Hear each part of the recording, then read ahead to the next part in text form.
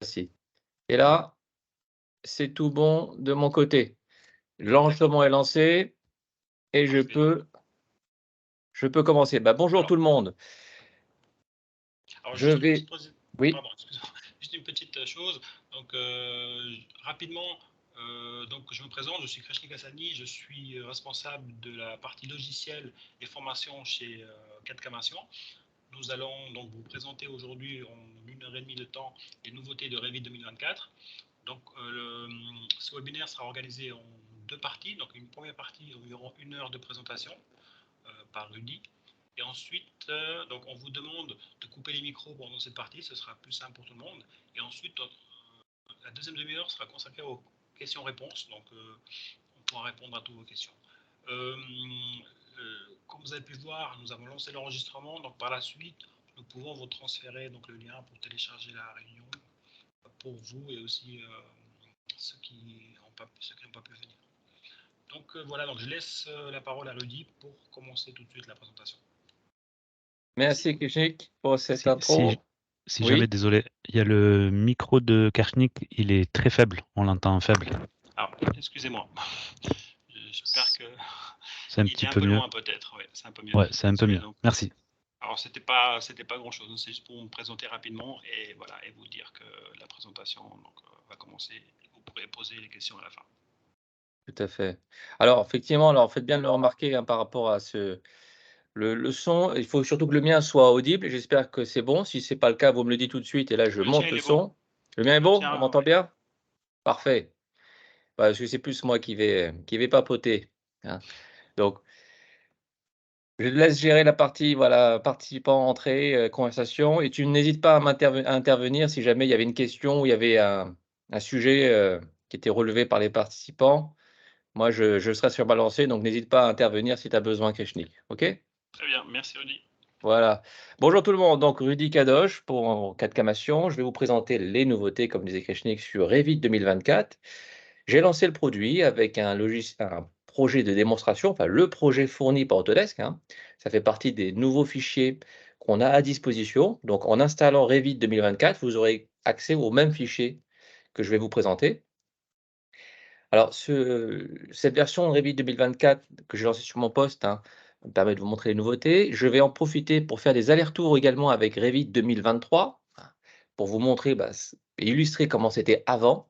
Ça permettra de voir l'avancée de cette version et j'ai également lancé Navisworks parce qu'il y a une nouveauté qui concerne Navisworks et un petit aller-retour entre les 2 produits pourrait être intéressant pour bien illustrer la fonction, voilà. Donc l'idée, c'est d'aller un petit peu au-delà qu'un simple déroulé des nouveautés, parce que si c'était que ça, on prendrait le menu d'aide et on fait Copar List. On va aller creuser un petit peu, on va voir vraiment les avancées technologiques que nous propose Autodesk, et vous montrer vraiment ce que ça peut faire gagner en termes de productivité, voilà. D'accord? Je fais mon déroulé, les questions, comme on s'est dit, on les garde pour la fin. On essaie, voilà, vous les notez au fur et à mesure et on traite tout ensemble au cas par cas, à la fin. OK? Alors, première nouveauté que je vais aborder, c'est la première nouveauté qui est mise en avant par Autodesk aussi, hein, c'est les solides topographiques. Alors, un outil qui va permettre de gérer les abords du bâtiment, de faire le terrain. Quand vous allez lancer Revit, vous verrez dans l'onglet Volume et Sites que l'icône qu'on avait habituellement dans les versions précédentes qui s'appelait Surface topographique, et bien désormais ça s'appelle Solide topographique. Alors, je vais lancer 2023 juste pour qu'on voit comment c'était avant. On avait dans Volume et Sites Surface topographique et on avait également d'autres petits outils qui ont disparu par contre, comme le terre-plein. Là, je n'ai plus des surfaces topographiques, mais j'ai un solide topographique. Et c'est plutôt une bonne chose. C'est plutôt une bonne chose parce qu'il faut reconnaître que ce qu'on avait avant, c'était un petit peu basique, hein, pour faire le terrain. Donc que ce soit, l'enrobé ou l'engazonné, que le ga les différents revêtements qu'on peut avoir sur le terrain, eh bien une surface, c'était basique, on y arrivait, mais on va aller plus loin avec les solides topographiques. Donc on va avoir un volume qui va représenter un peu un sol finalement. Je vais vous l'illustrer pour vous montrer comment on manipule ces nouveaux outils. Donc désormais, pour gérer en fait ce que vous voyez à l'écran, hein, il s'agit bien sûr, alors je vais vous montrer en coupant peut-être davantage, vous voyez même comment on va pouvoir gérer ce genre de choses. Donc là, on voit l'accès parking, hein, avec là, en l'occurrence, un sol. Bon, ça n'a pas changé. On voit que le sol est là et souvent, bah, ce qu'on faisait avec le sol, on modifiait, les sous-éléments, en fait, hein. Donc on avait des sols qui étaient là et on modifiait les poignées. Donc ça, c'est pas une nouveauté en soi, hein. Modifier les sous-éléments, on pouvait attraper les sommets et les arêtes pour placer le sol correctement dans l'espace. Mais on n'avait pas ce même confort avec la topographie. On pouvait, c'était quand même moins pratique pour gérer les surfaces topographiques. Eh bien, désormais, avec cet outil, on a un outil qui va ressembler au sol finalement. On va pouvoir créer, à part je prends le même méthode, hein, créer à partir d'une esquisse, créer donc un solide topographique. Donc on voit que ça reprend la logique du sol, hein. Ici, je vais pouvoir créer des types de solides topographiques. Donc créer des types de solides topographiques, pour ceux qui ont l'habitude de Revit, hein, effectivement, vous voyez que on crée des couches, simplement, des couches avec des épaisseurs et des matériaux. Donc là, j'ai créé plusieurs couches avec des matériaux et des épaisseurs et j'ai coché sur l'une d'entre elles variable. Donc une couche, notamment pour la terre, qui sera variable. C'est moi avec mes outils d'édition qui vais bouger mes sommets et qui vais pouvoir moduler en fait cette couche. Ça veut dire que je vais avoir différentes couches de terre, de matériaux. Je vais les représenter déjà mon solide topographique qui est là. Voilà. Là, je vois mon solide topographique. Ça ressemble bien sur un sol. Et je vais pouvoir ici, avec modifier les sous-éléments, modifier donc les sommets, comme ça ici. Vous allez pouvoir donc intervenir ici sur les sommets. Donc là, je vois que je peux changer les altimétries, graphiquement ou en tapant des valeurs, hein, c'est au choix. Vous pouvez bien sûr ajouter des points. Donc, quelque chose qui ressemble vraiment beaucoup au sol, hein. Voilà, on a cet outil-là, mais qui va être vraiment très pratique pour moduler son sol à loisir. Donc, ceux qui ont l'habitude de manipuler, l'outil sol et d'ailleurs, c'est ce qu'on faisait très souvent, en fait, hein. J'ai accompagné de nombreux paysagistes sur Revit et d'architectes aussi et très souvent, on se voyait que pour répondre aux besoins qu'on avait de moduler le sol comme on le souhaite, eh bien, ils prenaient l'outil sol, ils le détournaient de sa fonction première, hein, et ils en faisaient le terrain. Bon, bah, aujourd'hui, il y a plus besoin de cette astuce. On a un outil fait pour faire le terrain. Donc, au niveau des IFC, ben voilà, on a une catégorie bien dédiée qu'on peut bien ranger dans les classes IFC Site, par exemple, ou autres, hein, mais voilà, vous avez un objet que vous pouvez bien ranger et que vous pouvez moduler librement. Et donc, quand on va faire des coupes, ben, nous avons maintenant, voilà, du solide, des objets 3D voilà, qu'on peut facilement éditer. Et donc, pour faire bien des soustractions, c'est ni plus ni moins que des opérations booléennes. C'est-à-dire qu'on va avoir des solides qui vont entrer dedans, donc je vais zoomer pour vous montrer, voilà. Là, par exemple, j'ai le mur avec la semelle de fondation qui rentre dedans. On voit qu'il y a un petit effet, en fait, de surbrillance parce que les objets se chevauchent. Eh bien, vous allez pouvoir utiliser les outils couper ou attacher la géométrie. Voilà, on va pouvoir sélectionner des objets et les couper ou enlever de la matière. Voilà, donc je prends l'outil couper la géométrie. Ça va me permettre de déduire, en fait, de ce solide topographique tout le mur de refend. Donc je l'avais coupé enfin je l'avais déjà. Je vais juste ajuster légèrement. Voilà, parce que je l'avais fait ici, c'est vrai que je l'ai. Il faut il faut quand même que le solide soit bien présenté, voilà, comme il faut une belle géométrie, hein, pas de géométrie auto-sécante, hein. Voilà. Donc on le voit sur ce mur où j'ai pu, faire la coupe. Alors on va ici, bien sûr, dans ce fichier de démonstration, on voit qu'il y a quand même ils ont fait des petits doublons. Ça, c'est moyen, voilà. Effectivement, j'ai des objets qui se chevauchent. Il faut une géométrie quand même qui soit, voilà, bien soignée tant qu'à faire, hein. Et là, beh, vous le voyez sur le solide topographique, il y a vraiment pas de terre qui traverse à l'intérieur. Donc on va manipuler les solides et on fait des opérations booléennes. Voilà, et c'est comme ça qu'on va pouvoir, bah, décaisser son terrain parce que se pose aussi cette question. On avait l'habitude d'avoir la surface topographique, je vais revenir juste sur vous voyez ce qu'on avait avant. Avant, on cliquait des points, donc je vous montre ce que ça donnait avant. Je plaçais donc des points, je vais en placer un peu plus et je changeais l'altimétrie, hein. Voilà, je vais mettre, 5 mètres ici plus haut, voilà. Donc on place des points et on valide et donc ça nous faisait ça. Ça nous faisait une espèce de surface, là, on pouvait couper dedans, d'accord? Mais Après, on devait faire des terre-pleins aussi, voilà, pour essayer de décaisser. Alors, qu'est-ce qu'on pouvait reprocher à cet outil? Ce qu'on pouvait reprocher effectivement, bah, c'est des fois, aussi la gestion des talus, c'était peut-être un peu plus laborieux. La gestion aussi des phases avec les terre-pleins, ça pouvait être capricieux. Heu, on va avoir un outil en tout cas qui va être quand même plus efficace aujourd'hui. Et puis, cette triangulation qu'on maîtrise pas forcément en fait quand on ajoute, des points, voilà, c'est pas ça. Donc on doit ajouter plein de petits points pour arriver à avoir le terrain qui m'intéresse. Bon, bah, là, nous, c'est plus simple de maîtriser cette triangulation avec des sommets. On arrive à gérer avec plus de justesse et plus de précision son terrain, grâce aux solides topographiques. C'est vous placez des points, mais la manière dont ils sont accordés, bah, des fois, on n'a pas trop le contrôle, hein. On doit rajouter beaucoup pour bien maîtriser ça.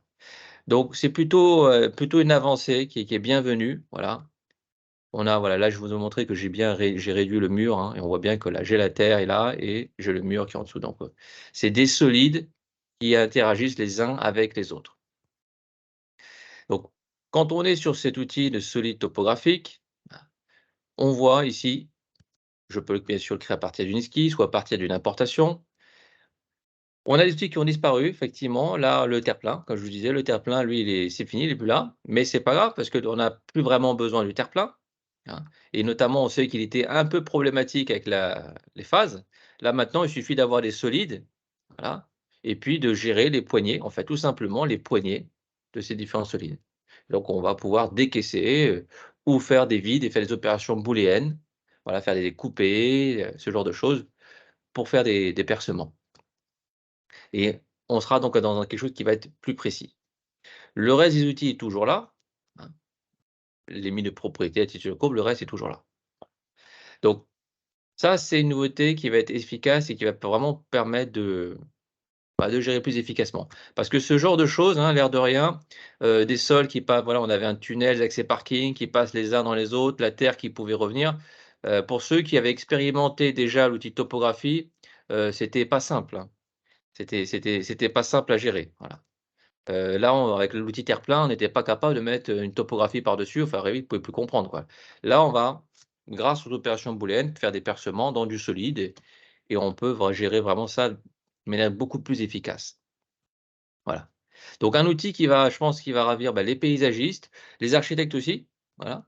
Les bureaux d'études VRD, voilà, on peut gérer les abords, beaucoup plus facilement qu'avec Revit 2024. Voilà. Un outil qui sera facile à prendre en main, vous gardez le même réflexe que modéliser comme vous feriez des sols, avec les sous-éléments. Voilà. Autre amélioration qui va être assez intéressante, on va voir les recherches dans les différentes vues. Donc on voit qu'on a directement un moteur de recherche. Bah, tous ceux qui ont produit pas mal de projets sur Revit, vous savez que plus on avance dans le détail, plus on va créer des vues et des vues sur un projet Revit, on en a beaucoup. Voilà. Quand on mène un projet, jusqu'en phase d'exécution, bah, des vues, il s'en est greffé un petit paquet. Peu importe la discipline, mais en général, vous avez beaucoup de vues à traiter. Et c'est vrai que beaucoup avaient l'habitude, bah, d'organiser l'arborescence, qui est toujours une bonne chose, hein. Trier ses vues, ça n'a pas bougé, c'est une bonne approche pour essayer de les rassembler. Mais j'ai quand même maintenant ce moteur de recherche beaucoup plus facile d'accès, hein. J'ai pas besoin de faire le clic droit. Avant, il fallait faire un clic droit pour rechercher. Je vous montre avant, voilà, dans Vue ici, j'ai pas le moteur de recherche tout de suite. Clic droit, rechercher, j'ai la boîte dialogue qui apparaît, je recherche. Bon. Aujourd'hui, on voit que c'est mis en avant. On sait qu'on doit souvent rechercher des vues, voilà, et on va pouvoir trier très rapidement toutes nos vues. D'accord? Donc elles sont automatiquement triées dans mon arborescence et ça, c'est plutôt confort, ouais. Effectivement, c'est plutôt pas mal. Donc moi, j'ai tous les vues que j'avais appelées démo et ben, en un clic, voilà, je saisis la valeur et je l'ai. D'accord?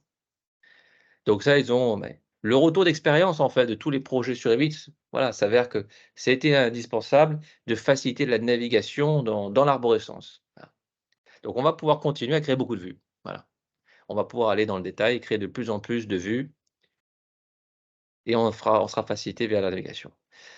Autre chose qui rejoint un peu le besoin de beaucoup d'utilisateurs, tout ce qui est mise en page, en fait. C'est vrai qu'il faut reconnaître, alors ça s'est amélioré depuis plusieurs versions. Déjà, il faut reconnaître ce qui était quand même pas mal même sur les versions précédentes, quand on pouvait créer des feuilles bien sûr, hein. Avant, avant les dernières versions, avant 2023 par exemple, on crée les feuilles, il fallait forcément refaire des glisser-déposer. Maintenant, on est quand même capable de dupliquer des feuilles avec, des détails, avec des vues dessus, hein. Ça veut dire dupliquer la feuille avec des vues. Ça apporte un gros confort quand même, hein. Dupliquer la vue avec, dupliquer la feuille, c'est quand même très intéressant. Donc je duplique avec les vues et avec les détails et là, ça me fait une copie de la vue. Donc ça, c'était déjà une bonne amélioration. Par contre, il pouvait y avoir encore des lacunes et ça a été comblé maintenant dans les dernières versions. Je vais être capable, moi, de prendre plusieurs vues. Voilà, je peux prendre plusieurs vues. Alors je vais peut-être en prendre qui ne sont pas encore mis en page, tant qu'à faire. On va dupliquer. Je vais dupliquer cette vue, puis je vais dupliquer, voilà, une autre vue aussi. Voilà, duplique avec les détails. Eh bien, ce que je peux faire maintenant, c'est quand même glisser plusieurs vues sur la même feuille. Sélectionner plusieurs vues et faire du glisser-déposer. Plutôt que les faire un à la fois, donc je peux ramener en masse plusieurs vues. Forcément, on va se poser la question pour moi, du format papier, mise en page, voilà, ça dépend des nombres de vues que je ramène, mais je vais pouvoir comme ça rapidement les ramener. Donc on voit qu'il y a cette volonté d'amélioration de la gestion des feuilles, des mises en page. Donc glisser plusieurs vues en même temps, comme sur les versions précédentes, heureusement ça c'était vraiment une nouveauté bienvenue. On voit tout de suite les vues qui sont, bien sûr mis en page. Le petit carré bleu permet d'indiquer, bien sûr, que la vue est placée sur une feuille.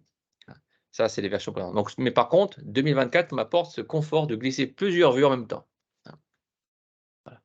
Donc ça, c'est un petit confort au quotidien qui est le bienvenu. Grosse nouveauté aussi qui est mis en avant, qui va être plutôt pour les bureaux d'études structure. Je vais vous montrer. Ça, c'est vrai qu'on avait beaucoup d'utilisateurs de BACAD en fait, hein, voilà, qui devaient passer sur AutoCAD et qui produisaient des plans de ferraillage, sur un outil qui leur permettait de répondre à leurs besoins. Et Revit, c'est vrai qu'il y avait, quelques lacunes sur le sujet. Voilà. On peut faire le ferraillage, mais il y avait quand même quelques lacunes, sur, ces gestions de ferraillage. Alors, je vous montre déjà ce qui va se passer. Dans Revit, on peut mettre des armatures. Donc tout le ferraillage, ça, on peut le faire. C'est pas une nouveauté, ça existe depuis quelques versions. On voit qu'il y a une volonté d'Autodesk, d'améliorer ces outils. Chaque version apporte son petit lot de nouveautés sur le placement, sur l'édition de ce ferraillage. Donc toutes ces armatures sont de plus en plus, pratiques à manipuler. Il y a une grosse nouveauté sur, cette version 2024, elle va concerner la mise en plan en fait, hein, de ces plans de ferraillage. Ça, c'était quand même quelque chose qui était très demandé. Je vous montre ce qui se passe. Là, quand je vais donc, glisser, quand je vais glisser ma vue dessus, hein, j'ai glissé ma vue dessus, on se rend compte, je vais dupliquer pour que vous puissiez peut-être, partir voir de zéro. Voilà. Je vais supprimer quelques éléments. Quand on va sélectionner, nos éléments, c'est ce qui était problématique, c'est, pour la mise en plan. Effectivement, on voit les armatures, mais là, bon, il fallait qu'on mette des étiquettes, on voyait pas bien la forme. Là, ici, effectivement, je vois pas la forme de l'étrier. Je me dis: «Ah, bon». Il fallait qu'on trouve des astuces, qu'on fasse de la 2D, enfin, c'était quand même embêtant sur les versions précédentes. Aujourd'hui, j'ai un outil extrêmement pratique qui s'appelle les schémas de façonnage. Donc ça, c'est une nouveauté 2024. En sélectionnant vos armatures, je peux créer ce qui s'appelle un schéma de façonnage et ça vous apporte cette entité qui réagit comme une étiquette finalement. Voilà. Donc ça, c'est quelque chose de très efficace. Il suffit de sélectionner l'armature et de créer ce qu'ils appellent donc un schéma de façonnage. Voilà. Évidemment, ce genre de choses va se mettre à jour. C'est comme une étiquette. Voilà. Il faut avoir la même philosophie qu'une étiquette. Si jamais je change mes armatures pour une raison ou une autre, automatiquement, on voit que ça se met à jour. Ici, je refais l'aller-retour, vous voyez, ça se met à jour de manière dynamique. Bien. Donc, pour toutes vos vues, vous allez pouvoir produire ces schémas. Et voilà, typiquement, avant 2024, il fallait, pour avoir ce confort, il fallait 2 outils. Voilà. Là, par contre, on a un gros gain sur Revit, c'est qu'on va bénéficier, en fait, de cette capacité de mise à jour en instantané de Revit. Voilà, on est directement avec sa conception et la documentation se met à jour en direct. Donc il y a quand même un vrai gain du coup, à rester sur Revit pour tous ces plans de détail. Voilà. Sachez que ces schémas de façonnage, c'est des choses qu'on va paramétrer. Voilà, on a pas mal d'options qu'on peut paramétrer sur l'affichage de ce schéma, les codes que vous souhaitez voir apparaître, le style, les tailles, bref. Donc l'aspect graphique peut être personnalisé. Voilà. On va garder à l'esprit, voilà, j'ai pas mal de propriétés, un peu comme si j'avais une cote, hein, finalement. Je peux la personnaliser.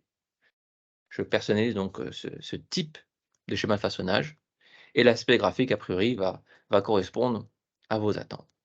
Donc ça, grosse nouveauté pour ceux qui font donc de la structure sur Revit. Ils vont pouvoir rester sur Revit et pas aller sur d'autres produits, pour justement faire tous ces plans de détail 2D. Voilà. Ce qui continue de s'améliorer aussi, c'est on a ici donc des nomenclatures d'armature qui s'améliorent. C'est-à-dire que là, maintenant, quand on fait des nomenclatures, je peux intégrer ce schéma de façonnage. Ah oui, et avant, encore une fois, c'était de l'astuce, hein, et c'était du travail, enfin bon, ça pourrait être assez décourageant. Là, c'est quelque chose qui va être extrêmement rapide. Vous faites une armature, donc c'est ni plus moins que les petits tableaux, hein. Une nomenclature, vous choisissez vos armatures, voilà. Nomenclature, on va prendre une armature à béton. On choisit ce qui m'intéresse. Bah, moi, j'avais pris donc famille et type. Et puis, cette fameuse nouveauté, ce schéma de façonnage, donc ce visuel, je vais l'avoir ici. Voilà. Donc, je vois ici mes armatures. Je peux trier, voilà, je peux faire pas mal de choses. Donc, c'est la gestion de ni plus ni moins de nomenclature, hein, ici. C'est normal d'avoir ce visuel dans une nomenclature. L'aspect graphique, vous l'aurez après. Donc là, je vais juste appeler ça des mots pour le trouver plus vite. Voilà. Et bien, quand vous allez pouvoir glisser cette nomenclature avec ces schémas d'armature, vous allez avoir le petit visuel qui apparaîtra. D'accord? Voilà. Donc ça, c'est quelque chose qui est vraiment une nouveauté bienvenue. L'affichage, en fait, tout ça, ça se personnalise, hein, bien sûr. Ça reste ni plus ni moins que de gestion de nomenclature, hein. Donc vous l'avez, ce fameux visuel, ce schéma d'armature, vous le retrouvez sur vos coupes et vous le retrouvez bien sûr sur vos nomenclatures. Voilà, donc on va pouvoir produire beaucoup de plans bien détaillés. Voilà. Et puis vous avez toujours ce confort dans la vue 3D de faire rendre visibles vos armatures si c'est nécessaire et si c'est utile. Ça peut améliorer donc le visuel. OK. Donc nouveauté très intéressante pour ceux qui vont faire de la structure. Je vais prendre une autre nouveauté, là du coup plutôt pour les bureaux d'études fluides. Grosse nouveauté aussi, hein, qui donne une direction très franche aussi, de test. On voit qu'on va avoir un élément qui va s'améliorer forcément, hein, ça va être, inévitable. Les éléments de fabrication. Les éléments de fabrication, alors pour ceux qui les avaient, utilisés précédemment, on a un visuel qui est très bien, qui est très détaillé, hein. C'est vraiment l'objet tel que réalisé. Je vais vous montrer déjà entre les outils de conception et les éléments de fabrication. Donc, juste pour que vous puissiez voir, je fais une gaine Revit, donc gaine de ventilation, hein. Là, je suis en aérolique, hein. Donc, je prends une gaine, voilà, je vais la mettre circulaire justement. On va bien faire le distinguo et je prends un élément de fabrication. Je vais le prendre rectangulaire, hein. Là, c'est moi qui choisis bien sûr, la forme, hein. J'ai dans les éléments de fabrication toute une bibliothèque, hein, très riche. J'ai les différents éléments, j'ai des gaines, j'ai des chemins de câbles, j'ai des canalisations. Voilà, donc c'est une bibliothèque qui est quand même assez riche. J'ai du supportage aussi, chose qui est très pratique. Bon, ça, on a vu que c'est quand même, pas mal. Malheureusement, on voit qu'on a des outils, très efficaces sur les éléments de fabrication, qu'on n'a pas sur ces outils de conception. Alors, qu'est-ce qu'on a de différent entre ces 2 objets? Si je vais vous zoomer un peu plus dessus. D'ailleurs, je pense que j'ai fait une petite démonstration pour que ce soit j une vue 3D un peu plus détaillée. L'élément de fabrication, vous voyez, il est creux. Il est creux, on voit au travers. Voilà. Donc c'est un objet vraiment détaillé qui représente l'objet. La gaine, elle, par contre, elle est pleine. c'est vraiment à des fins d'études. Donc ça permet de valider des cheminements et surtout, son gros point fort, c'est d'avoir beaucoup de propriétés. On va pouvoir céder des outils de dimensionnement Revit. Donc quand vous raccordez vos gaines à vos bouts génération, vous allez pouvoir dimensionner votre réseau sans problème. Allons dans une vue un peu mis en situation. Je vais vous montrer. Alors cette vue peut être pas trop mal. Voilà. Donc là, je vois mes gaines. Je vois les bouts génération qui sont connectés dessus. Je vois que quand je sélectionne ma gaine, l'information circule. Je vois mon débit, je vois mes pertes de charge, la vitesse, toute l'information circule le long du réseau. Grâce au connecteur, ça circule. C'est ce qui me permet, bien sûr, de dimensionner le réseau. Très bien. Quand on mettait des éléments de fabrication, donc on pouvait sélectionner, on va aller sur une vue peut-être un petit peu différente ici. Voilà. Quand je sélectionnais mes gaines et que je convertissais en éléments de fabrication, eh bien, il y avait effectivement un détail plus intéressant, mais il y avait de la perte de données. Hein.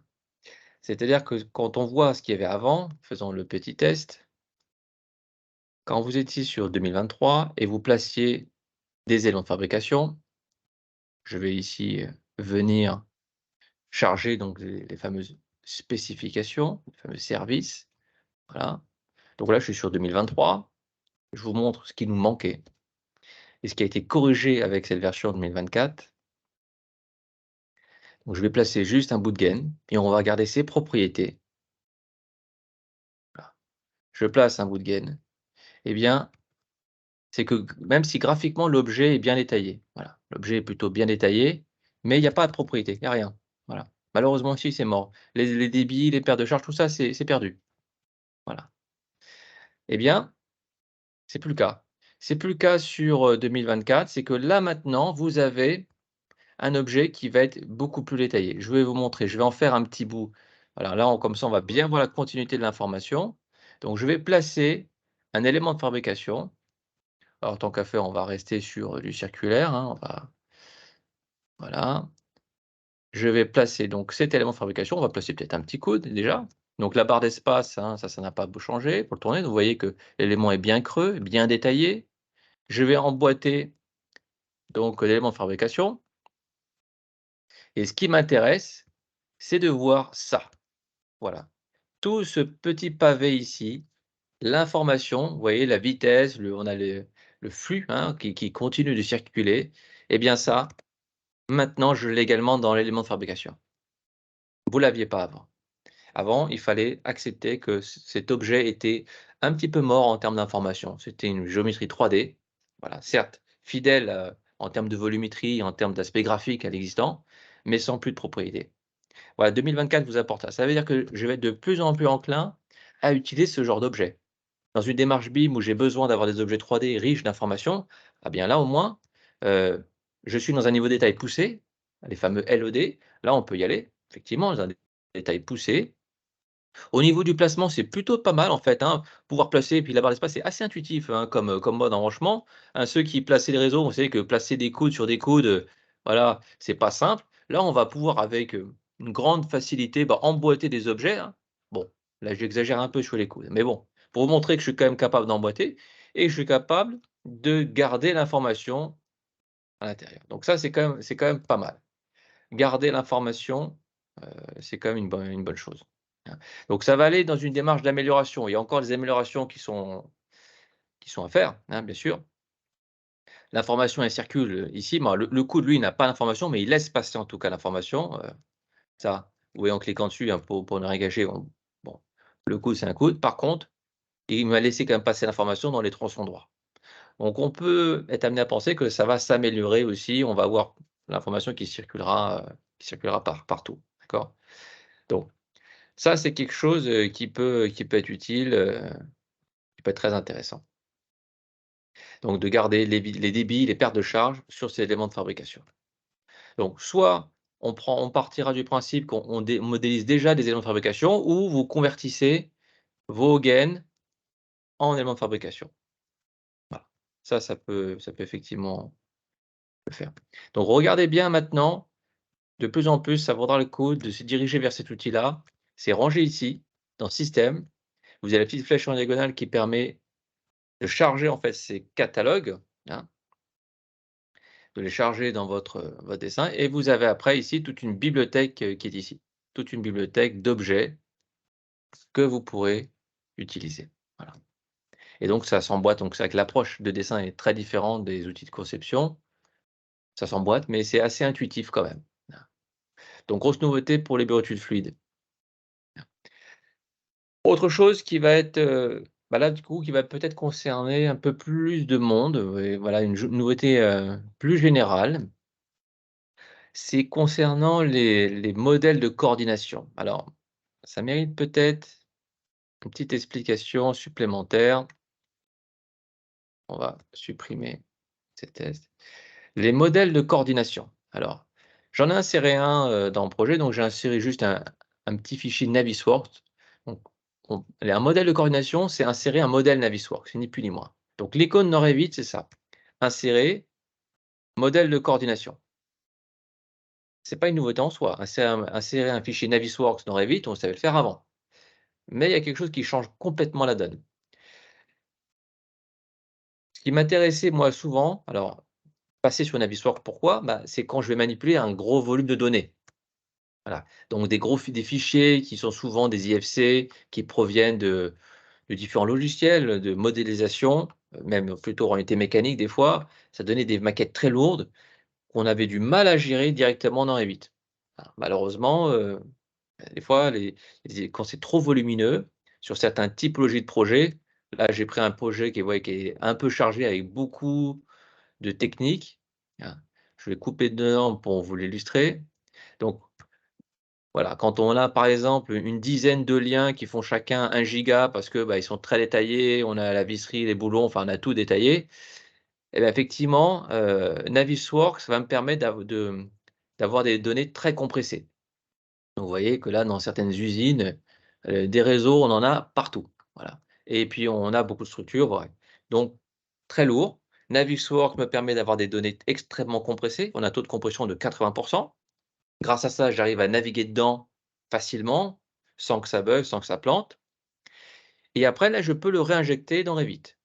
Je faisais insérer modèle de coordination et je pouvais récupérer donc le modèle Navisworks, d'accord?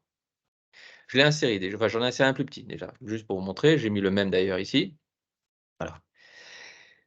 Par contre, ce qui m'embêtait, c'est qu'avant 2024, eh bien, on n'en faisait pas grand-chose quand même de ce modèle de coordination. On ne pouvait pas s'accrocher dessus. Ah ça, c'était quand même un problème. Parce que ce qui est quand même pas mal, un modèle de coordination, c'est pouvoir s'accrocher dessus, pouvoir mesurer.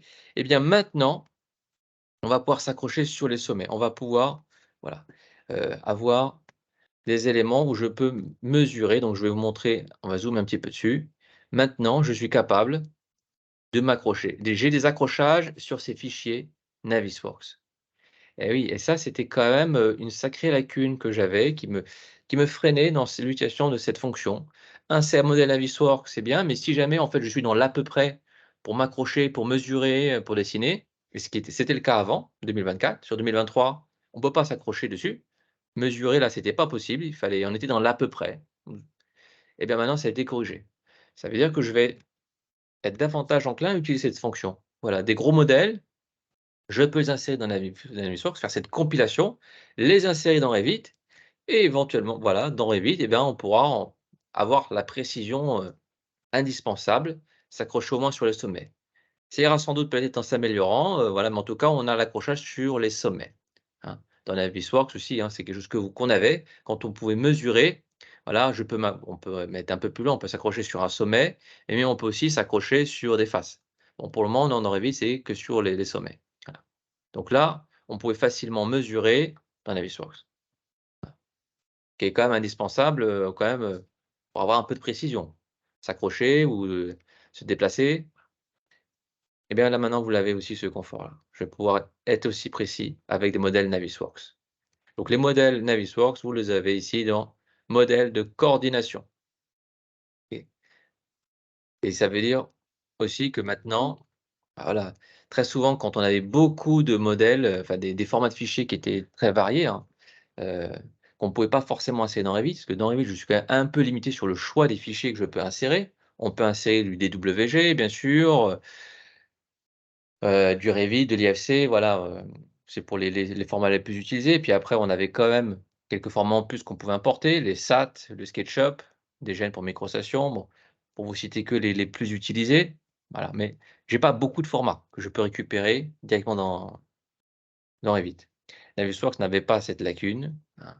Dans Navisworks et c'est sa grande force, je vais mettre ici, je peux récupérer pratiquement de tout en fait, hein, voilà. Là, j'ai ici, bah, pratiquement tous les formats 3D. Voilà. Voilà, donc là, je peux tout récupérer dans Navisworks et en plus des données extrêmement compressées et après, je retourne sur Revit et j'ai la précision minimum pour le placer comme il faut, donc nouveauté qui est très intéressante, ça va peut-être, vous encourager à utiliser davantage Navisworks, pour la compilation des données. Autre nouveauté, alors peut-être là, un peu plus pour les architectes, on va, on va le voir tout de suite. C'est sur l'aspect graphique et sur le style visuel. Hein. C'est une nouveauté qui va vous permettre de gérer peut-être plus efficacement, vos façades. Je vais vous montrer, on va se mettre sur une petite élévation. J'en avais une de toute prête peut-être, peut-être pas de toute prête, mais c'est pas grave. Je vais me mettre même sur la vue 3D, ça peut le faire aussi. Quand on est sur des vues en mode ombré, voilà, voilà, où là, j'ai besoin de faire un rendu graphique, on voit qu'on peut mettre des hachures, hein, sur les matériaux. Donc là, la brique, hein, c'est ni plus ni moins qu'une hachure qui est posée dessus. OK, ça le fait. La couleur, c'est vrai que la couleur, c'était on pouvait la gérer aussi, je vais vous montrer.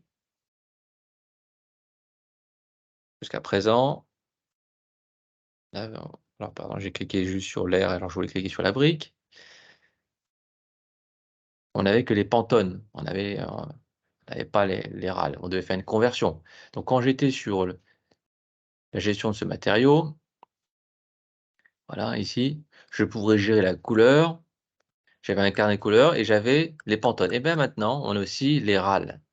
Directement, on va pouvoir choisir. Donc on a les pantones, bien sûr, comme on l'avait avant, et les râles. Donc ça, c'est quelque chose qui va me permettre de gérer de manière plus efficace les couleurs, hein. Je vous montre ce qu'on avait avant, hein, que vous puissiez voir. Quand on était sur un matériau, voilà, et qu'on va gérer alors l'aspect graphique, peu importe du matériau, je vais prendre, celui-ci. Voilà, j'étais que sur les pantones. J'avais pas possibilité de prendre les râles. Donc comment on faisait? Ben, on devait s'en sortir tout simplement, en trouvant des conversions sur internet entre râles et pantones. Bon, j'ai plus besoin de faire cette gymnastique, j'ai directement accès aux râles aussi. Donc ça, c'est vraiment une nouveauté qui est bienvenue, qui va permettre encore une fois de gérer plus efficacement vos vues d'élévation, vos vues 3D, vos perspectives aussi, voilà, avec plus de justesse, hein, sur le choix du matériau. Donc, nouveauté qui est bienvenue, on va sortir de ça sur le matériau. Dans cette même, démarche, on a un nouveau style visuel qui est aussi bienvenu, c'est le style visuel texture. Ce qu'on avait avant, c'était juste ombré, couleur uniforme, réaliste. Ben, si je vous remonte sur 2023, voilà, je vais sortir de ça, 2023, on le voit. Le style visuel, c'est juste ça, réaliste. Qu'est-ce que je reproche au style visuel réaliste? Ah ben, le style visuel réaliste, le problème, c'est que c'est gourmand en ressources. C'est que ça affiche la texture, mais il y a des effets d'ombrage, enfin voilà, ça prend des ressources. Voilà. Le style visuel texture, malheureusement, bah, souvent vous verrez sur des gros projets, je vais le faire sur ce fichier-là, ça prend un peu de temps, voilà. Je mets le mode réaliste. Le mode réaliste, vous allez voir la texture, ou si vous avez des RPC, bah, vous allez voir bien sûr l'effet d'ombrage, mais vous regardez, ça tourne. Ça tourne, donc c'est gourmand en ressources graphiques. Si jamais, moi, ce qui m'intéresse, c'était juste voir la texture du matériau. J'ai besoin de voir la texture pour vraiment montrer la brique, la vraie photo, hein, pas juste la couleur. Je veux vraiment voir la vraie, la véritable image de l'objet, hein, hein, ou le véritable relief qu'il peut y avoir sur la texture, hein. Voilà, il y a tout un effet, voilà, on le voit au niveau des RPC, hein, donc c'est des petits personnages qu'on place en 3D, voilà, là, le mode, réaliste active tout ça. Donc il faut une bonne machine et bonnes graphiques. et on pouvait pas avoir, on n'avait pas de mix en fait. C'était soit le mode réaliste, soit le mode ombré. Voilà, le mode ombré, certes, on a pu choisir la couleur de manière avec assez de justesse, mais j'ai pas la texture. Ici, quoi qu'il arrive, j'ai pas la texture. Et bien maintenant, j'ai le mode texture, qui est un style visuel donc intermédiaire, vous voyez, qui est plus rapide. Ça n'a pas tourné. Vous avez vu, il n'y a pas eu le curseur, ça n'a pas mouliné en fait, comme ça le faisait sur le style visuel réaliste, mais j'ai l'affichage des textures. Voilà. Les textures, je parle des matériaux, hein, quand vous avez des objets, comme ceci, et que vous mettez ici une image. Voilà. Eh bien, cette image, cette texture que vous placez dans vos matériaux, eh bien, vous pouvez la visualiser dans vos vues 3D, dans vos élévations, grâce au style visuel texture. Voilà. Sans que ce soit trop gourmand en ressources. Donc les RPC, hein, les personnages, vous voyez, on les voit plus. Voilà, ça, on a plus cet effet, d'ombrage. Voilà, ça c'est beaucoup moins gourmand en ressources et on voit moins la texture. Donc peut-être qu'on va être davantage enclin maintenant à utiliser, parce que je sais que beaucoup, des fois, faut se limiter dans ce type de réalisme parce que ça tournait, ça moulinait, c'était trop gourmand en ressources, donc trop laborieux à utiliser au quotidien. Et bah, là maintenant, ce style visuel va me permettre, bah, d'utiliser davantage, en fait, dans les matériaux, dans les ressources d'apparence, de mettre les vraies textures des objets et de pouvoir les visualiser sans que ça prenne, trop de temps. Voilà. Donc ça, c'est une nouveauté qui est assez intéressante. Là, je pense plutôt pour les architectes. D'accord? Autre nouveauté qui est, là, alors, qui va concerner ceux qui travaillent en mode collaboratif. Heu, voilà, donc là, un peu tout le monde, hein, tous ceux qui travaillent en mode collaboratif. Il y a pas de gros changements, mais il y a des améliorations, qui sont, assez intéressantes. Quand je clique sur l'onglet collaborer donc et qu'on active le mode collaboratif, hein, on fait donc un fichier central et on travaille sur des copies locales qui se synchronisent.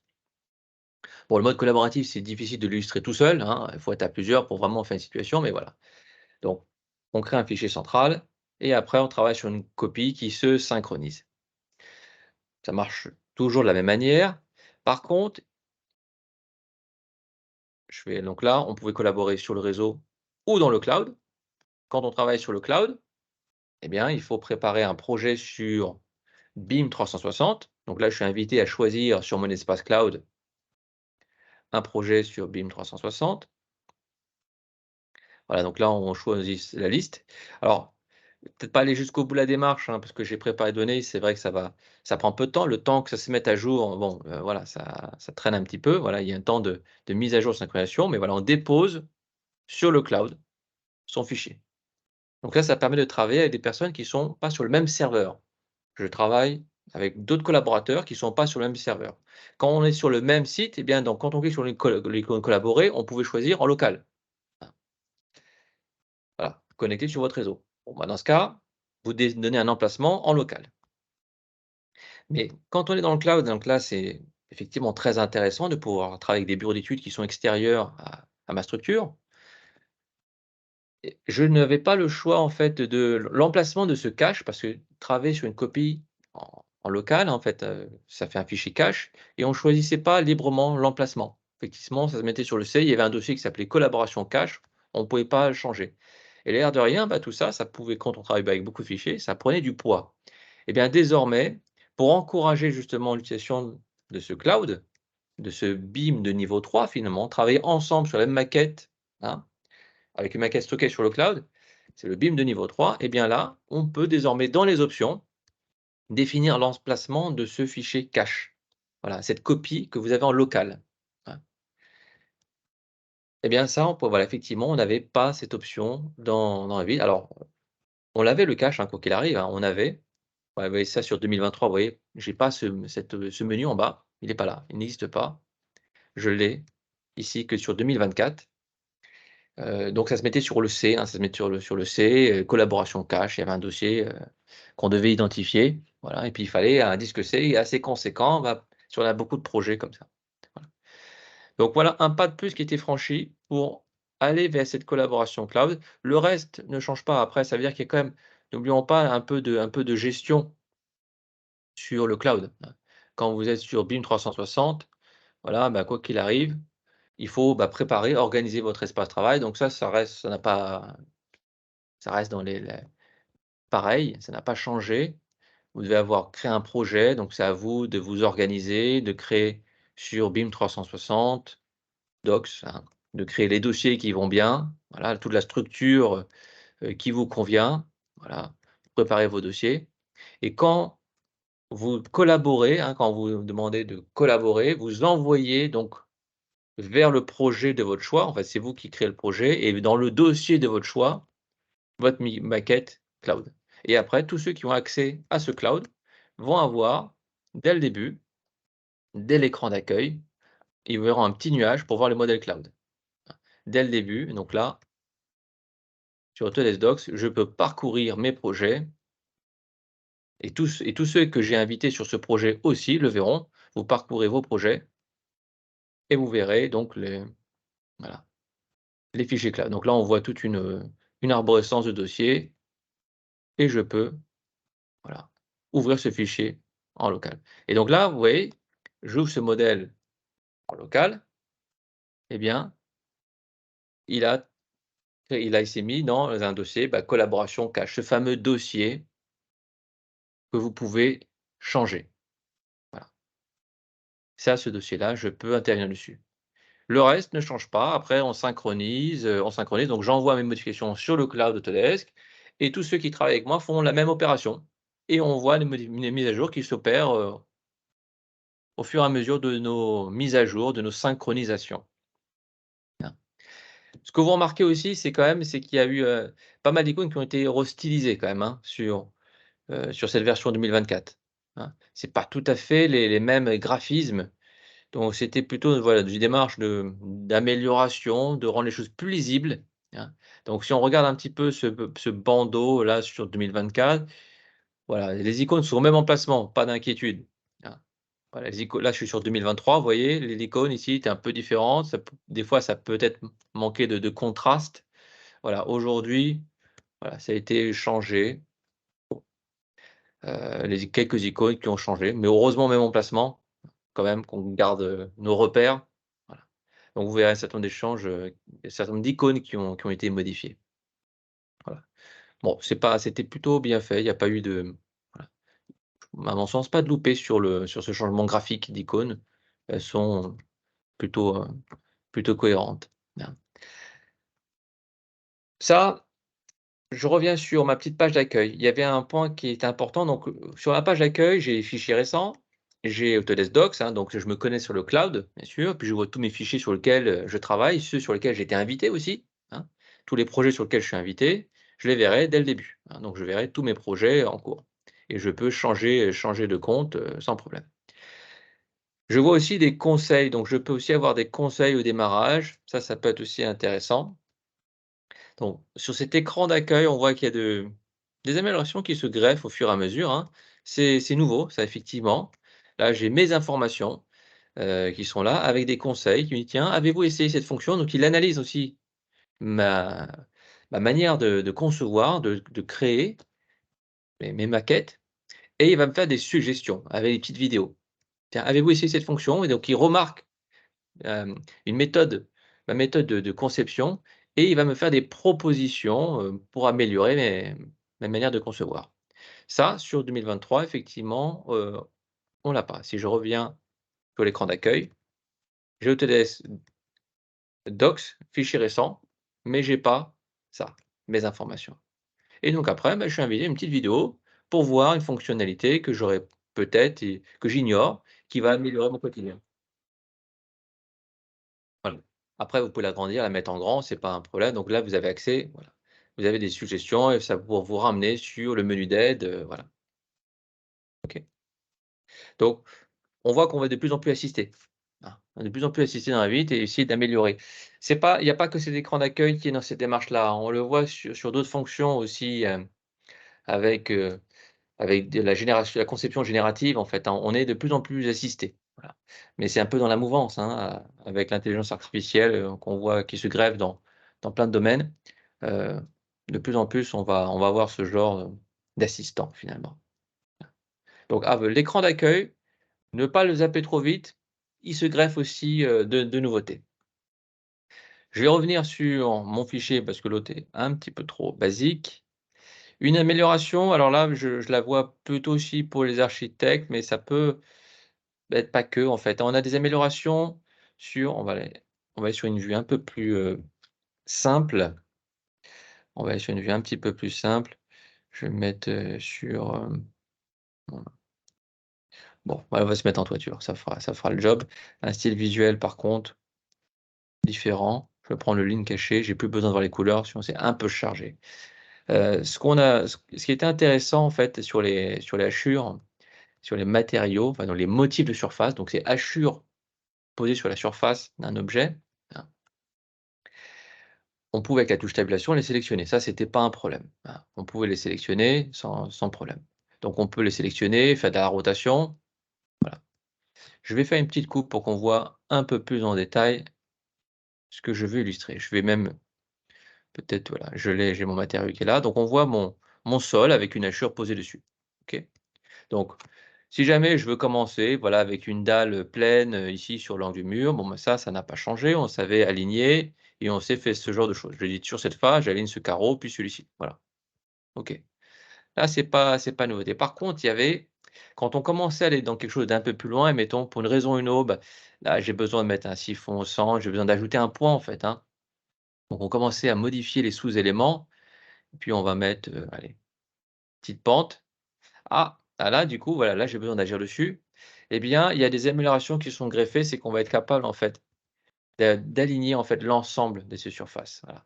Ça, c'est quelque chose qui peut être, assez intéressant, de pas en avoir qu'une seule, d'avoir quand on fait la commande aligner, vous pouvez aligner la surface entière ou juste la face sélectionnée. Ce menu déroulant là, que je montre, on l'avait pas avant, effectivement. Donc avant, bah, ce qu'on devait faire, c'est pas sélectionner, on devait aligner qu'une face. Et tiens, bah, non, mais ici, voilà, je vais aligner, sur cette face-là, j'aligne ça. Voilà. Je vous montre là-dessus. Attendez, on va le faire là. Voilà, c'était face par face. Alors que maintenant, on peut le faire sur la surface entière. Voilà. On peut le faire, choisir toute la surface et aligner l'ensemble de la surface. Donc, un menu déroulant qui s'est ajouté, qui est nouveau. Sur la commande aligner, repérez ça. Vous ne l'avez pas en 2023. Je vais vous montrer juste ce qu'on avait.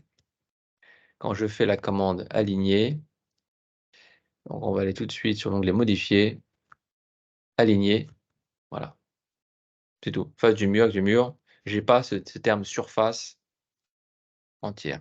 Voilà, donc toujours face du mur, c'est bon, mais sur les surfaces ici, surface entière ou uniquement la face sélectionnée. Ça dépend donc si vous voulez donc agir sur l'ensemble des surfaces d'un coup. OK? Donc ça peut effectivement être intéressant pour ceux qui ont besoin de gérer avec justesse un calpinage, sur un sol. Voilà. OK. L'autre amélioration alors, qui va me permettre de terminer, je vais aller sur une vue 3D sans zone de coupe. Les études d'ensoleillement, en fait, activer le soleil dans une vue, on va mettre un style visuel, bon peut-être, avec un petit peu de couleur, voilà. Quand on a activé le soleil, hein, donc là j'ai le soleil que je vais activer. On donne un lieu, un emplacement, ça ne change pas. Si on voulait faire une étude d'ensoleillement, hein, eh bien dans paramètres d'affichage, enfin pardon, dans les paramètres de soleil, on peut dire qu'on voulait sur une journée entière. Tu le veux au coucher du soleil, par exemple, ça bouge pas. L'emplacement, la date, là, je veux une étude d'ensoleillement sur une journée. Par contre, l'intervalle de temps, donc il faut aller ce qu'on allait produire avec ça, c'est une vidéo. Une vidéo, on voit les ombres reportées. L'intervalle de temps a été augmenté. Maintenant, on peut aller tous les 15 secondes. Voilà, donc on aura une vidéo, voilà, quelque chose de beaucoup plus précis sur l'ensoleillement. On va pas avoir cet effet de saccade au niveau de l'ombre.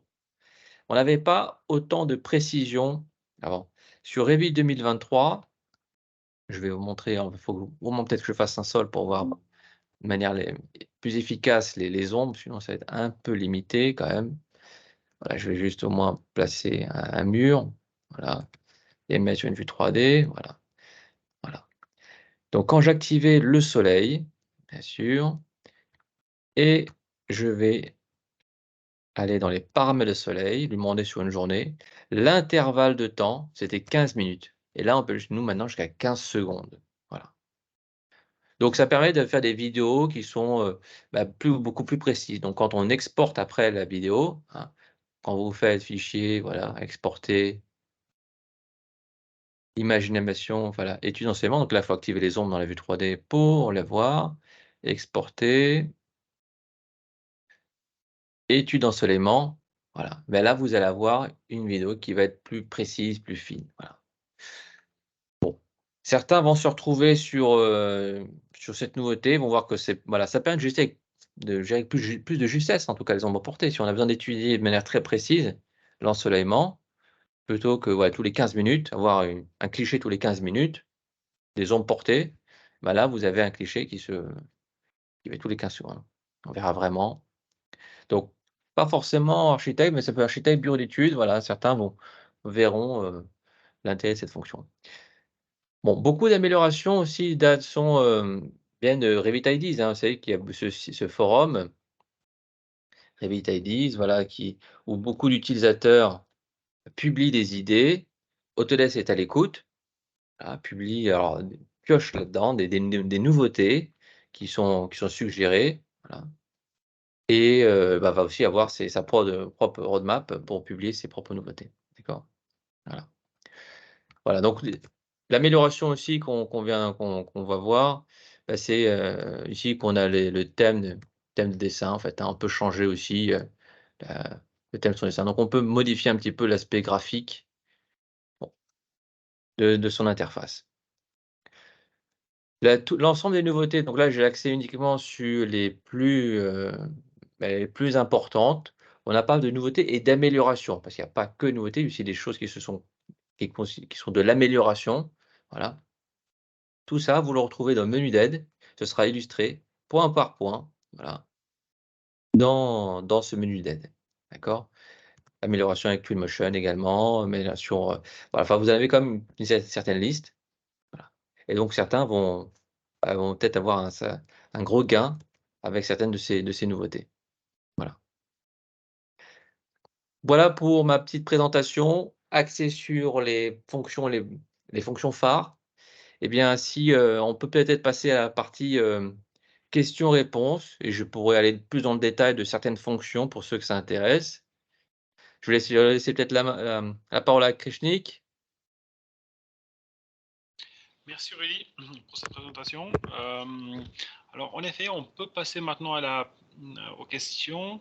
Le plus simple peut-être, c'est de les envoyer par message dans la partie conversation. Donc il y a déjà une question qui a été posée tout à l'heure, c'est concernant BIM 360.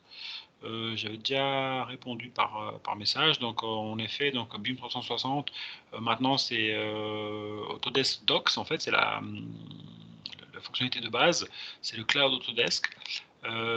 C'est des licences payantes par utilisateur, mais si vous possédez une collection AEC, vous avez une licence Docs comprise. Donc pour ceux qui ont les licences AEC, ils peuvent ouvrir un cloud chez Autodesk, illimité en nombre de projets, de fichiers et de taille de fichiers, à partir d'une licence. Donc avec la collection AEC, c'est gratuit. Sinon, il faudra prendre une licence en effet.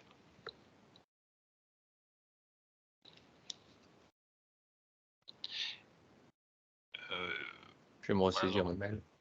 Voilà, j'en profite pour me loguer.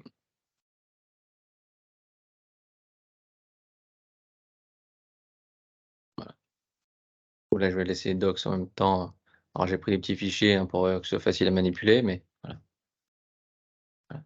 Là, je suis, sur la visualisation sur BIM 360, donc le Viewer Autodesk intégré à Docs, hein, voilà. Avec toute la gestion, il pourra avoir plein de vues, des vues 3D, des vues 2D, voilà, ça c'est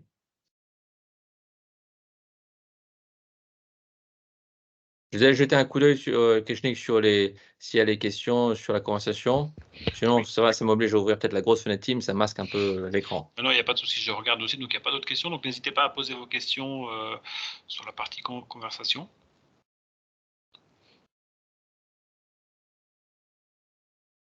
En tout cas, c'est vrai que je trouve que cette version en 2024, c'est une belle mouture, en fait. C'est vraiment, une version, qui apporte des nouveautés qui étaient assez attendues. Voilà, Et question, Rudy, peut-être, donc c'est marqué, question sur le terrain solide. Le logiciel m'affiche toujours des courbes de niveau. Je n'arrive pas à les gérer avec visibilité graphique. Alors, on voit toujours les courbes de niveau sur le terrain. On parle de 2024 ou des versions précédentes là?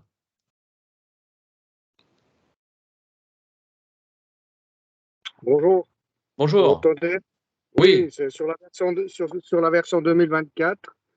J'ai sorti du guichet cartographique le pavé kilométrique avec les courbes de niveau en DWG. J'ai oui, utilisé ça pour générer le solide de terrain. oui.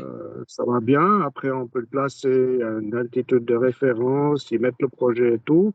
Mais Mmh. dans toutes les vues, plan, 3D, etc., il y a toujours les courbes de niveau. Et quand je vais sur la fonction visibilité graphique, j'ai beau désactiver les courbes principales, courbes secondaires et autres, mais l'affichage ne change pas. D'accord. Donc Et puis apparemment, c'est vous êtes courbes, allé ici dans solide topographique et vous avez masqué parce qu'attention, hein, là, c'est un solide topographique. Maintenant, c'est plus une topographie, c'est un solide topographique, hein. Le piège, ce serait éventuellement d'accord. d'aller dans topographie et de masquer les courbes. Oui, ça, c'est Ah, voilà. effectivement voilà. Donc Voilà, aujourd'hui, voilà le piège où je suis tombé dedans. voilà. Aujourd'hui, vous avez affaire en cliquant dessus, regardez, aujourd'hui, on a affaire à un nouveau type d'objet qui s'appelle un solide topographique. Donc, une nouvelle catégorie d'objets. Ça veut dire qu'il faut se diriger dessus sur solide topographique et masquer en conséquence ces fameuses courbes de niveau si vous ne souhaitez pas les voir. Magnifique. Vous avez sauvé ma journée. Ouais, Parfait, donc, Merci. donc merci. oui, J'ai une autre question. Donc, c'est oui, concernant les hachures de sol qui s'alignent par face. oui. Peut-on aplanir les hachures pour obtenir des hachures continues malgré les pentes en vue en plan? Peut-on faire un exemple de ce que permet précisément cette option? Alors, on va faire un petit sol, hein. Faire un sol, on va essayer de se mettre en situation. Je vais faire un matériau avec, une trame, donc je vais me créer un matériau. On va l'appeler, allez, hachure modèle, là, parce que c'est ce que je vais produire, des hachures de modèle. Donc motif de surface, ici, hein, voilà, hachure de modèle et on va choisir une hachure, bon, je vais prendre voilà, une trame, quelque chose de basique, mais voilà, qui va me permettre d'agir quand même sur l'objet. Voilà, on va mettre quelque chose de plus léger en termes d'aspect graphique. Donc j'ai un sol, je vais appliquer avec l'outil peindre, hein, je vais appliquer avec l'outil peindre. Donc j'ai appelé ça hachure modèle. Ce matériau dessus. OK. Donc si ce que je comprenne bien, donc la question, on va avoir un sol qui a été modifié ou est-ce qu'on a plusieurs sols et on veut aligner, dessus? Enfin Vous m'entendez? oui, Oui, alors la question là, en l'occurrence, c'était ouais, ça peut être aussi le cas de plusieurs sols, mais là, c'était pour un sol. Quand j'ai des pentes et que ce que je voudrais, c'est pouvoir faire comme une zone de bauchage au final, qu'en plan, la hachure puisse ne pas prendre en compte mes pentes pour avoir une hachure régulière si je veux faire un plan de surface, par exemple, ou un plan de surfaçage, sans avoir à repasser par de la 2D. ah alors, ouais, effectivement, je comprends effectivement peut-être le piège qui pourrait y avoir. C'est que alors on va se le mettre, on va se le créer en situation comme ça on est sûr. Et plus généralement, voir, en fait, les applications, j'ai pas vraiment compris la présentation, l'application directe de cette option. Alors, en fait, d'ailleurs on va le présenter. On va faire, je vais illustrer tous les différents exemples qui pourraient y avoir, qui pourraient se présenter à nous. Voilà, je vais modifier les sous-éléments. Voilà, donc je vais ajouter différents types de pentes. Voilà, donc là, j'ai un sol, il y a différentes pentes. Voilà. Je vais appliquer maintenant mon matériau. Je pense que là, on a assez de matériaux ici. Voilà. OK. Donc là, par exemple, on sait qu'on est capable d'agir sur, sur un objet. Tiens, on va le faire ici. Je vais me mettre sur le bord. Je vais faire aligner. Sur le bord de l'objet, je peux aligner, voilà, le carreau. On voit qu'ici, vous voyez, je suis plus tout à fait aligné avec celui d'en face, là. Vous voyez? J'ai aligné, en fait, sur le bord ce carreau-là. De l'autre côté, on voit que ça ne suit pas, hein. Oui. Eh bien, en fait, ce qu'on peut faire maintenant, c'est quand on fait la surface entière, on est capable de lui dire que on peut modifier toute la surface d'un coup, en fait, hein. On va être capable, quand on a une surface avec plusieurs sous-éléments, on peut tous les aligner, l'ensemble. D'accord. Donc, c'est juste, est-ce que je vais agir face par face ou est-ce que je vais agir sur l'ensemble? Ça apporte juste ce petit confort. Ça dépend, quand on a plein de faces, ça peut être compliqué. Après, quand il n'y en a pas beaucoup, effectivement, c'est pas particulièrement compliqué. Mais donc là, l'outil aligné, c'est juste pour un petit confort de sélection. D'accord.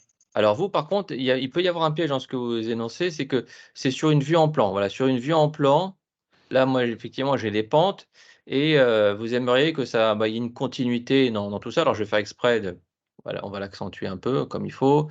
Pourquoi pas, on pourrait mettre une petite rotation, voilà, voilà. Donc là, vous avez un calpinage, hein, et vous aimeriez que, en vue en plan, ça continue. Donc nous, vous avez utilisé l'outil aligné peut-être déjà? Avec l'outil aligné, déjà, on voit qu'on est capable d'aligner, ce genre de choses. Alors je reviens un petit peu en arrière. Donc je peux aligner sur une ligne, une autre, voilà, mais ça peut être un petit peu complexe quand même. Alors, hem, vous parliez de que ça fasse un pochage plein, c'est ça, vous disiez? Ah, c'est-à-dire qu'en fait, nous, nous, on est paysagistes, hein. Ouais. Parfois, on a des distinctions de sol qu'on représente par des hachures. Et quand les sols sont en pente, le problème, c'est que le plan de matérialité en vue en plan, il présente des hachures qui changent en fonction des pentes. Et donc, ça fait une hachure qui est pas super propre. Donc, on est obligé de reprendre en 2D pour faire des plans de pochage, finalement. Ou de surface, quoi. Mais on peut pas le traiter directement. Et j'ai cru que cette option pouvait peut-être me permettre ça. Ah, en fait, non, c'est juste que plutôt de faire aligner en choisissant face par face, par cogénie, je peux aligner l'ensemble des faces Donc d'un là, coup, mais je comprends. je peux avoir toujours des petits défauts, en fait, je vais leur montrer ici, on va le faire ici. Voilà. On peut avoir quand même des petits défauts de jonction quand même, ça peut être plus complexe à traiter quand même, hein, ces petits là, par exemple, j'ai 2 sols, ça va être pour arriver à aligner, Ouais, voilà, je ces comprends. 2 Ouais. éléments, ouais, ça, c'est vraiment c'est là où c'est dans la jonction, vous, hein, que c'est. C'est dans les jonctions, ouais, et puis c'est pour essayer de faire un pas, une hachure régulière au final. Au final, pour l'instant, on est obligé de repasser par-dessus en 2D. Mais, bon, là, c'est quand même Alors, un peu mieux.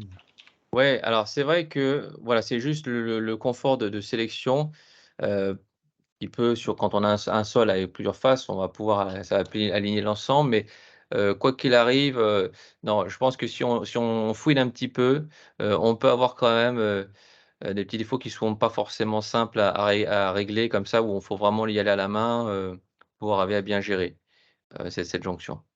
Là, OK. ici, pour arriver, ouais.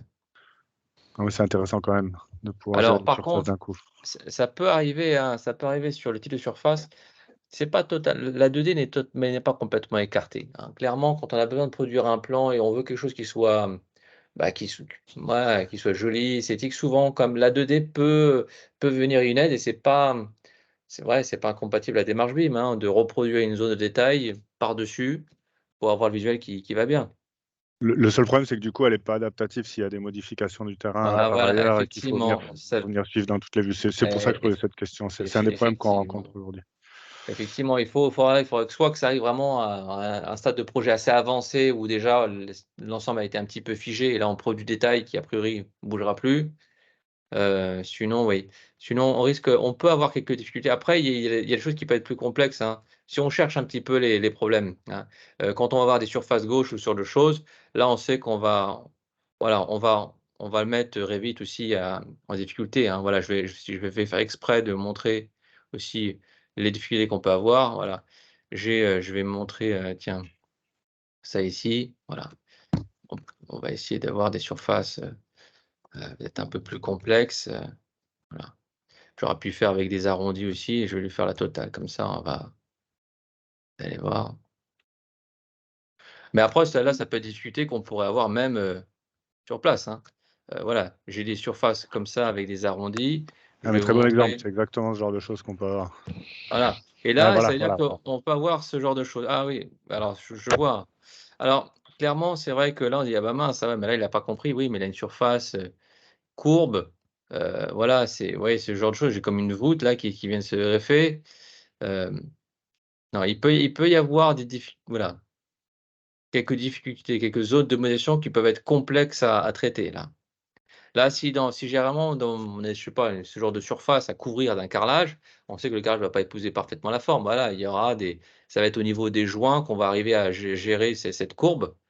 Non, effectivement, on n'arrivera pas à le traiter, efficacement là dans Revit. On va avoir une petite déformation, là-dessus, ouais. Donc là, il faudra utiliser des surfaces ou des zones de pochage ou des choses en dedans. Ouais, clairement, à un moment Bien sûr, si donné, on veut, moi je parle de si je veux une hachure régulière, pas si j'ai un calpinage, c'est très intéressant que ça suive les pentes, hein, au contraire, mais enfin ça peut l'être en tout cas. Mais si j'ai besoin d'un truc régulier pour ouais, une surface, donc là, d'accord, ça règle pas ce problème. En tout cas, merci pour. ouais, ouais.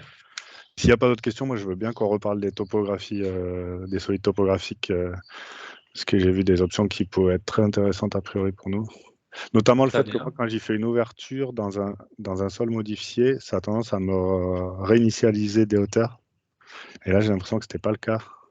Alors, c'est-à-dire que quand je fais une ouverture, c'est-à-dire que là, effectivement, par exemple, ce que j'ai montré maintenant, je vais faire avec un élément simple, j'utilise l'outil couper la géométrie. Cet élément est coupé par celui-ci.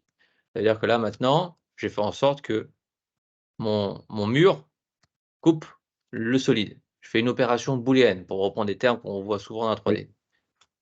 D'accord? Donc une opération si vous avez une forme vide, pareil, et ben, une forme vide, ça va faire un trou. Donc c'est tout bêtement l'outil couper la géométrie qui va percer, hein. Oui. Percer ce solide topographique. Vous, qu'est-ce que ça faisait? Vous avez quoi? Vous avez testé, il y avait des désagréments sur l'utilisation de cette fonction? Ouais, j'ai pas le détail sous les yeux, donc je veux pas dire de bêtises, mais il me semble que quand on avait une topo ou un sol modifié avec c'est sur le sol, quand il était modifié avec des points, là, comme vous avez montré tout à l'heure, quand je crée une D'accord. ouverture, ça avait tendance à réinitialiser les hauteurs. Si je voulais faire par exemple une fosse, ça avait tendance, Ouais. il fallait que je recale mes hauteurs autour de la fosse. Ça avait tendance à me la remettre, à me la planir quand je la trouvais. Et tout D'accord. à l'heure, vous avez créé une ouverture qui n'a pas fait ce phénomène-là, et c'était ça que je voulais voir. Mais je vois qu'il y a d'autres questions, je ne veux pas monopoliser la parole. Alors, je laisse Krishnik me faire le lien avec toutes les autres questions. Alors oui, il y avait d'autres questions. Donc tout à l'heure, c'était sur le thème aussi des hachures, des alignements. Donc la question, je te la lis. Donc sur le même thème, calpinage de sol, est-ce que l'on peut aligner ou donner une orientation différente, face par face, les hachures sur un élément sol modélisé en plusieurs faces, sans devoir scinder l'élément sol par chaque face? J'aurais pas dû effacer mon solvement. Alors, je vais refaire mon là, c'était vraiment pour l'outil couper la géométrie. Bon, on va le couper, puis on va le voir, juste après. Je vais préparer peut-être je vais préparer mon sol vite fait.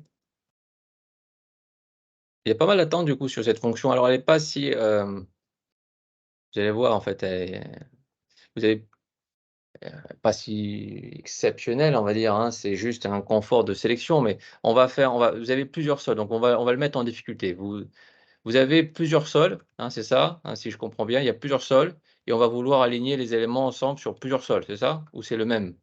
C'est ça, ça va changer grandement aussi la chose, hein. L'idée, c'est que c'est au même élément qui a Ah, été modélisé dans plusieurs contours.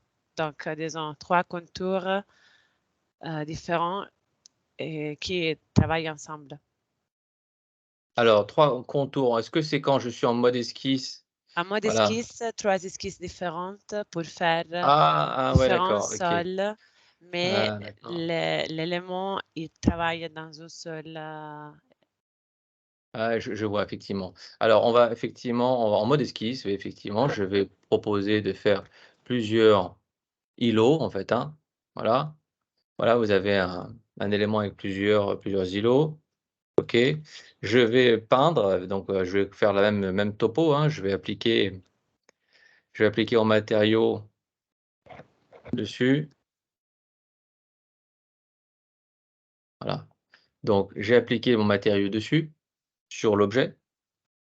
Et vous, ce que vous aimeriez, dites-moi, c'est que vous aimeriez, bah, alors j'imagine quand on va faire l'outil aligné, alors on va peut-être le tourner un peu Oui, pour parce que parfois, dans une phase de travail oui, de phase préliminaire, on fait comme ça, mais après, il faut différencier les galpinages. Donc, je voulais savoir si c'était possible de différencier les galpinages dans ces 3 différents sols, D'accord. sans devoir scinder l'élément et scinder les esquisses une par une.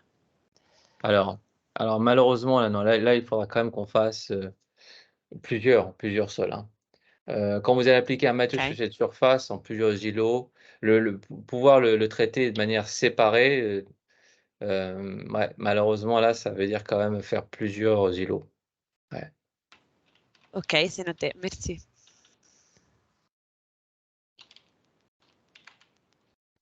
Il y a une autre question. Ouais. Pour les terrains solides, est-il possible d'avoir notre terrain existant modélisé, puis terrassé durant la construction et finalement notre terrain fini une fois la construction terminée, sans forcément avoir 3 terrains modélisés séparément? Alors, on a un terrain dans la phase que j'ai mis dans la phase existante, d'accord? Vous avez donc après, bah, du coup, agir sur la gestion des phases. Donc ce terrain, ce qu'on veut, c'est je vais utiliser l'outil, alors on va le refaire ensemble, mais pour voir un peu ce que l'outil zone nivelée. Par contre, ça, on va refaire, un autre. Vous allez modifier, alors on va modifier un petit peu les sommets, on va mettre, autre chose. On va le bouger un petit peu comme ça, voilà. Voilà, et puis ça, puis celui-là ici, j'ai qu'à le modifier un peu, voilà, OK. Voilà. Je modifie un peu ma topo, voilà. Donc, comme on avait, précédemment, en fait, hein, l'outil zone nivelée dans Revit, c'est juste ça m'aide à gérer les phases. Donc j'ai un terrain existant, en phase existante, démoli en phase projetée, donc c'est pour ça qu'il a cet aspect graphique rouge, et puis j'ai une nouvelle topographie qui vient se créer, qui est en phase nouvelle construction. On ne peut pas avoir le même objet qui va avoir des géométries différentes. Voilà, c'est forcément un terrain existant qui est démoli et vous en faites un nouveau qui a une autre géométrie. C'est ça en fait, hein, l'outil zone nivelée sur Revit, hein. Donc c'est forcément des objets différents, rangés dans des phases différentes. Est-ce que j'ai bien compris la question ou pas?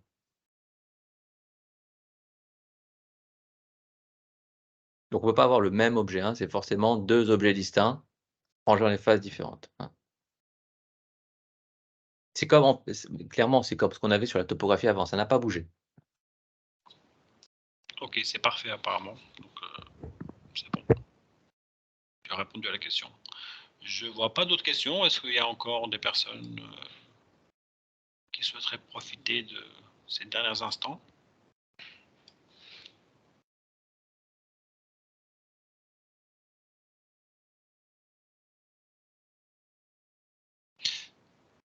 Alors,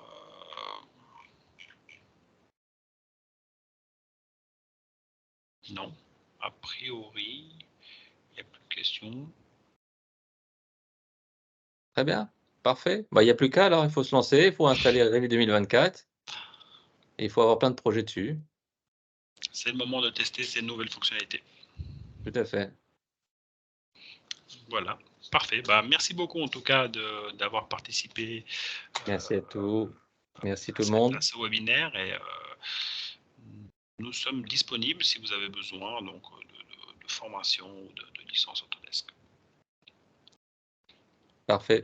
Nous allons envoyer l'enregistrement par mail à ceux qui étaient absents, puis à tous ceux qui participent également, au cas où vous souhaiteriez regarder de nouveau, si vous avez oublié certaines choses, mais voilà, vous allez tout recevoir par email. Parfait. Eh bien, je coupe l'enregistrement, il va se finaliser et merci pour votre participation. Merci Krishnik et Merci puis Rudy. à très bientôt alors. À bientôt, bonne journée tout le monde. Merci.